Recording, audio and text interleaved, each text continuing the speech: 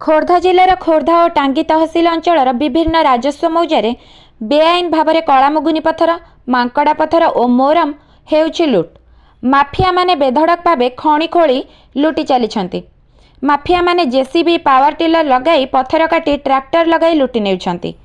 ମାଫିଆମାନେ ଲଘୁ ଖଣିଜ ପଦାର୍ଥଗୁଡ଼ିକ ଲୁଟ୍ କରି ଜିଲ୍ଲା ତଥା ଜିଲ୍ଲା ବାହାରକୁ ଚାଲାଣ କରି ମାଲେମାଲ ହେଉଥିବା ବେଳେ ସରକାରଙ୍କର ଲକ୍ଷ ଲକ୍ଷ ଟଙ୍କାର ରାଜସ୍ୱ ହେଉଛି ଲୁଟ୍। ଖଣି ଲୁଟ୍ ଯୋଗୁଁ ପ୍ରାକୃତିକ ପରିବେଶ ନଷ୍ଟ ହେଉଥିବା ବେଳେ ଜଙ୍ଗଲର ଜୀବଜନ୍ତୁ ବିପଦରେ।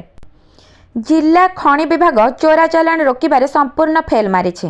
ହେଲେ ରାଜ୍ୟ ସରକାରଙ୍କ ନିର୍ଦ୍ଦେଶ କ୍ରମେ ଖୋର୍ଦ୍ଧା ରାଜସ୍ୱ ବିଭାଗ, ଖଣି ବିଭାଗ ଓ ଖୋର୍ଦ୍ଧା ପୋଲିସ ପକ୍ଷରୁ ମିଳିତ ଚଢ଼ଉକୁ ଜୋରଦାର କରାଯାଇଛି। ଖୋର୍ଦ୍ଧା ଜିଲ୍ଲା ଜଙ୍କିଆ ଥାନା ଅନ୍ତର୍ଗତ 16 ନମ୍ବର ଜାତୀୟ ରାଜପଥରେ ଅତର୍କିତ ଚଢ଼ଉ କରି 6ଟି କଳାମୁଗୁନି ପଥର ବୋଝେଇ ହାଇୱା ଜବତ କରିଥିବା ବେଳେ ଟାଙ୍ଗୋଳ ଓ ଓଳସିଂରେ ଚଢ଼ଉ କରି 2ଟି ମାଙ୍କଡ଼ା ପଥର ବୋଝେଇ ଟ୍ରକ୍ ଜବତ କରାଯାଇଛି। ଜବତ ଗାଡ଼ିଠାରୁ 10 ଲକ୍ଷ ଟଙ୍କା ରାଜସ୍ୱ ଆଦାୟ କରାଯିବ ବୋଲି ଖୋର୍ଦ୍ଧା ଖଣି ଅଧିକାରୀ ସୂଚନା ଦେଇଛନ୍ତି। ଆଗାମୀ ଦିନରେ ବେଆଇନ ଲଘୁ ଖଣିଜ ପଦାର୍ଥ ଚଢ଼ଉକୁ ଆହୁରି ଜୋରଦାର କରାଯିବ ବୋଲି ଜଣାପଡ଼ିଛି।